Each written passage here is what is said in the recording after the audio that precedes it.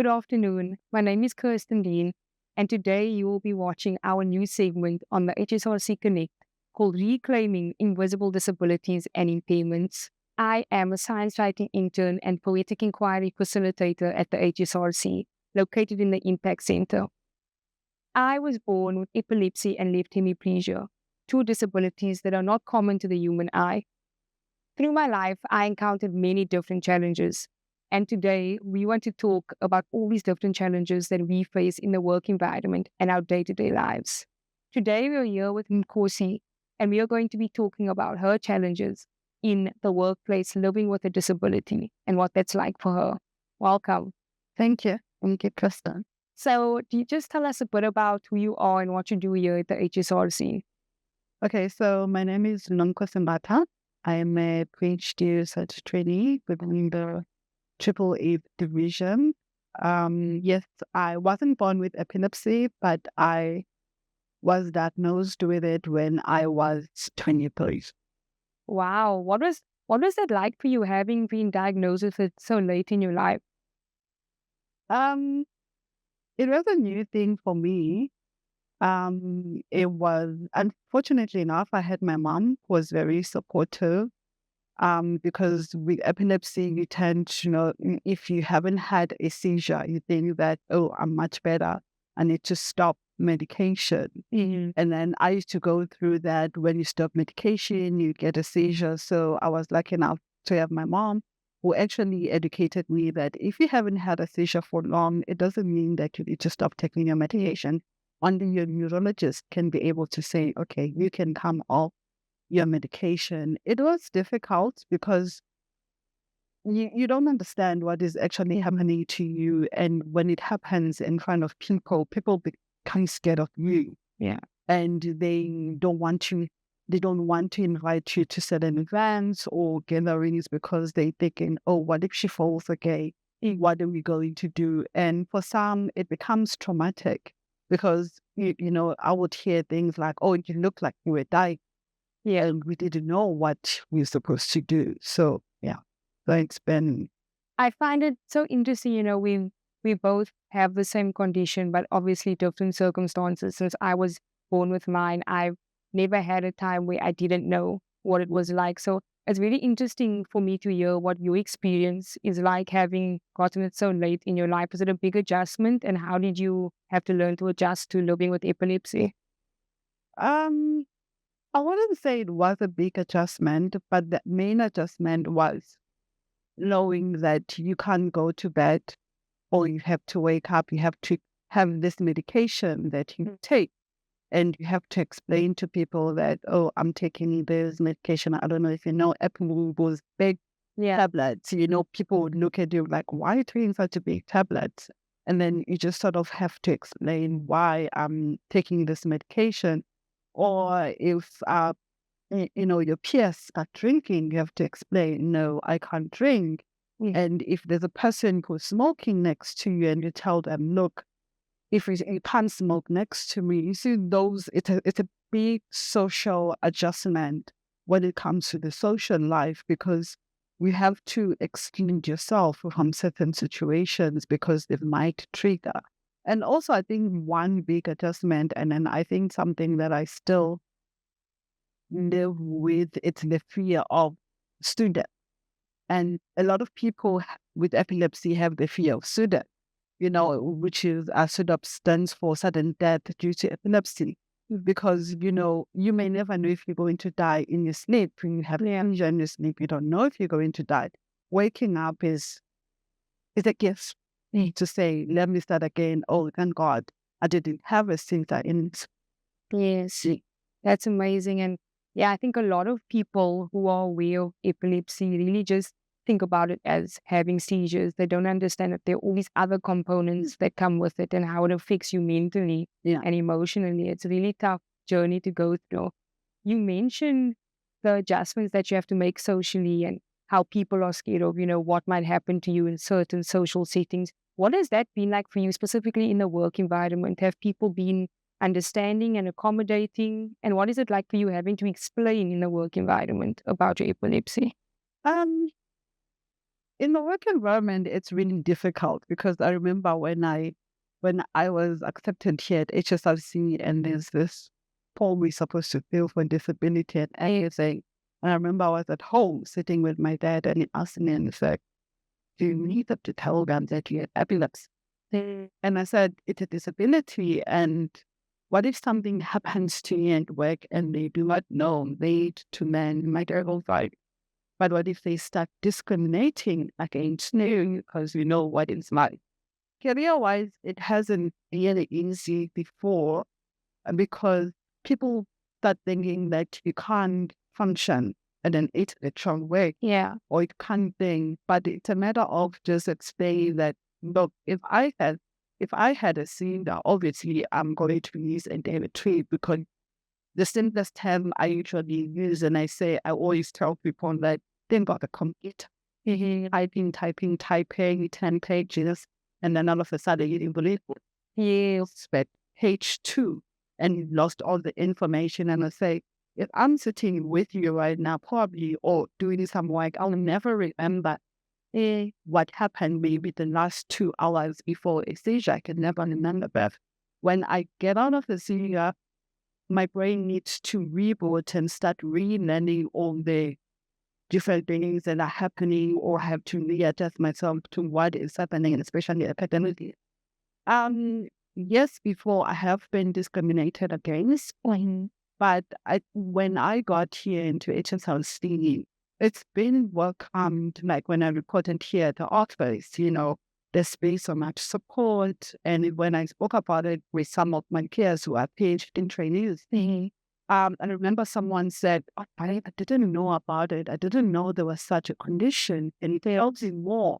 And she was so eager to learn. And someone said, I know my aunt has it, but she kind of look different and function a different way. Probably has managed it so well. So it's different opinions altogether. It depends on what people have seen out there or experience the person has epilepsy, or maybe for other people it's something new. But I know that sometimes other people might be like, oh, I wouldn't want to work with her because what if something happened and she doesn't remember? Although I haven't experienced that here, I know I've experienced it with her, but there's been so much support here at HSRC and some people wanting to learn more about my condition and how to manage it should anything happen one of these off. Yeah, that's definitely something that's really fantastic about the HSRC, how understanding and accommodating they are. As we end off, I'd just like to find out from you, how would you define epilepsy as a disability? Do you see it as an invisible disability, or would you say it falls under the overall bracket of having a disability? I would say it's an invisible disability because people don't see it. I'm the only one who experienced it. So basically, I don't see it myself. I can't explain to a person what an aura is. Yes. I can't explain to a person, look, I'm about to have a grand mal seizure. Yes. I can only say, look, this is about to happen. Can you please do A, B, something? So it is an invisible disability. And when someone has epilepsy, for many people, it's something that is difficult to talk about. But it should be a condition where people are free to talk about. And we shouldn't be combat and say, oh, you don't look like someone who has epilepsy. Epilepsy is different for all of us. We experience it differently. And it affects us differently. And we shouldn't be discriminated against because you don't see it. Exactly. Thank you so much. I think that as we end off, it's important for us to take note of what was just said about epilepsy looks different for everybody, and it does not just mean seizures. There are so many different aspects to invisible disabilities and what that looks like. This is Reclaiming Invisible Disabilities and Impairments. During this segment, we discuss all the different aspects of living with a disability and what that means, as well as what it means to entail disability research at the HSRC. Today, I'm talking to Rediwe, and she's going to tell us about her interest in disability research. So thank you for being here. We are so lucky to have you. Can you please talk about who you are, what you do with the HSRC, and what your interests are in terms of disability research and how you got there? All right. So, as my name has been introduced, I'm Lydia Mjula. I'm coming from Eastern Cape, and I'm working here in HSRC as a PhD research trainee. And I have a background in disability studies from the University of Cape Town. And so my interest currently is in the education space, particularly specializing in physical education. I believe in the idea of teacher empowerment, in order for them to provide equitable quality education for all children, including those with disabilities.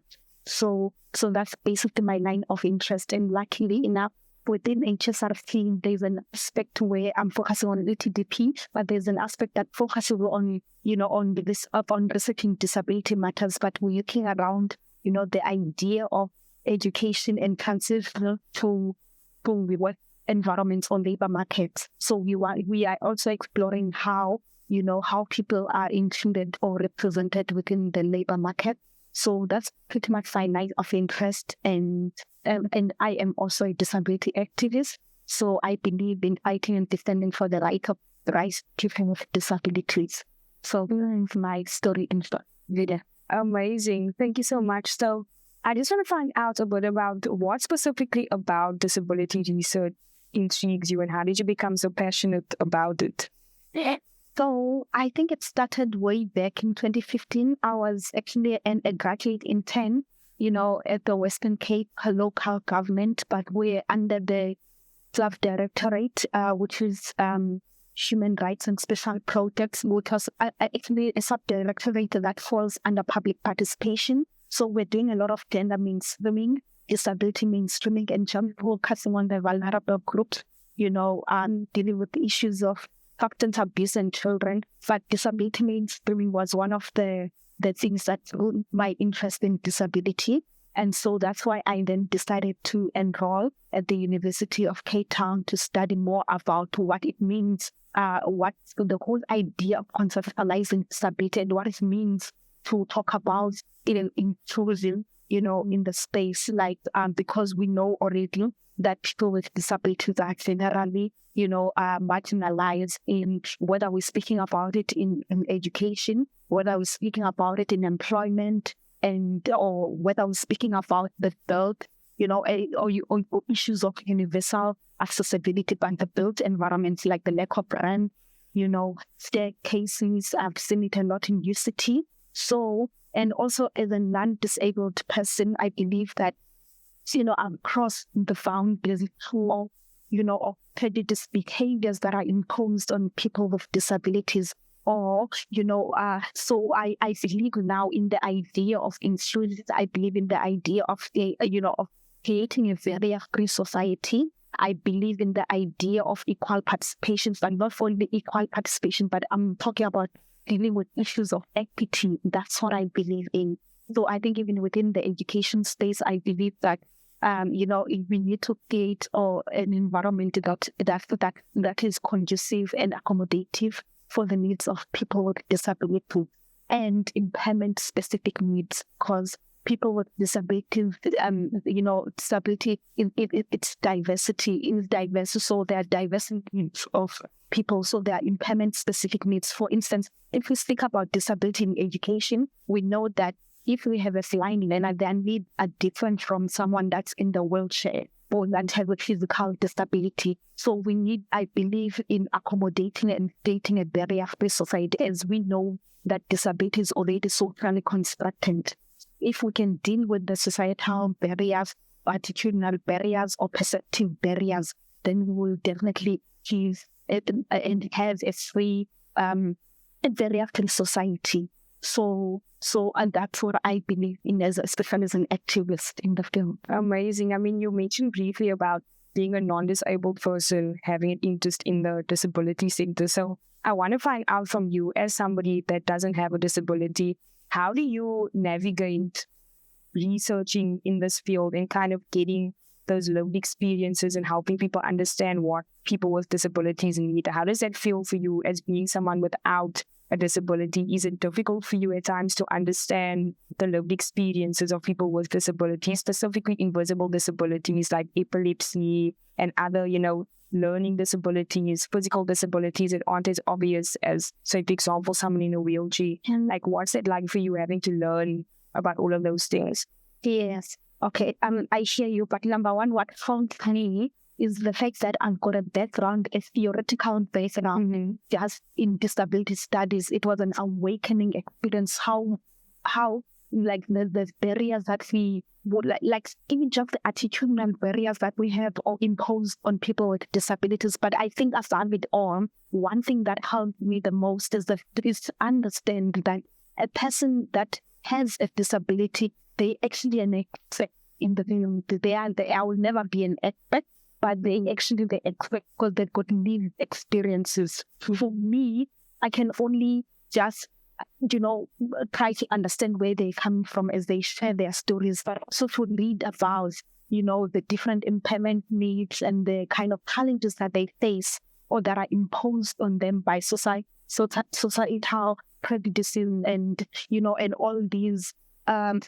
injustices of social injustices that are imposed on people with disabilities. Just listening to these stories or reading about disabilities, especially on an academic side, and also forming friends, like having relationships with people that have disabilities, because we talk about, about different issues around disability matters every day. So for me, having to have this kind of relationships also helps me to understand where they're coming from, but also with the understanding that I am not an expert because I don't have the lived experiences of having a disability, but I can only rely on hearing, about this. But also, I think I exposed myself a lot in the field because I used to also work in a project known as Teacher Empowerment for Disability Inclusion that was founded by the University of Cape Town in partnership with CBM, which is the CBM. So basically, learning about the different impairment specific needs, having to invite educators talk about even their challenges within the school environment, it has highly exposed me to a point that I even became a mentor. Not only a mentor, a tutor at the University of Cape Town, where we were talking about even issues of universal design for learning, how we accommodate children with different impairments in the classroom. So they were empowering educators to know this kind of impairments and for them to also voice out, because I believe that they have the experiences of dealing with these challenges in their classroom-based environments, and then we were there to kind of capacitate them and train them and empower them in how to teach better, both in their online and face-to-face modalities, all their teaching and learning practices. So I think for me that has helped me, the exposure and understanding that in order to know more, I either need to read more, I need to form relationships, I need to expose myself. That is why I always love to be in a space where I'm surrounded by people that really have some invested interest in disability issues and inclusion. Yes, amazing. So as we end off, I know that you and I have spoken briefly about the vision that we have for disability research here at the HSRC. So if you could just tell us a bit about, in one or two sentences, what you envision for disability research at the HSRC to end us all. So basically, I think that number one, we need to have open dialogues about disability issues, whether we're talking about disability issues in the media, whether we're talking about disability in education and everything. So I believe that even in the settings, our way of communicating and raising awareness and advocacy, towards issues of disability and how we can bring about, talking about all of these in policy, because there are existing policies out there, but in practice, are they really implemented? So I'm looking around, the whole idea of reviewing even the policies that we have in place and advising them. Maybe we can even do policy bits and look into more around, whether they just good on paper or, or in practice in terms of implementation. So I think for me, my vision is for us to have more open dialogues, even in our research. and even in our way of talking, like right now we are talking, and I believe that we are already imparting knowledge and change, as I believe that I'm a world changer in the field of disability. And so, thank you. Amazing. Thank you. So you guys heard that they are going to be making a lot of changes here at the HSRC and implementing a lot more disability research projects. So thank you, and we'll see you guys soon.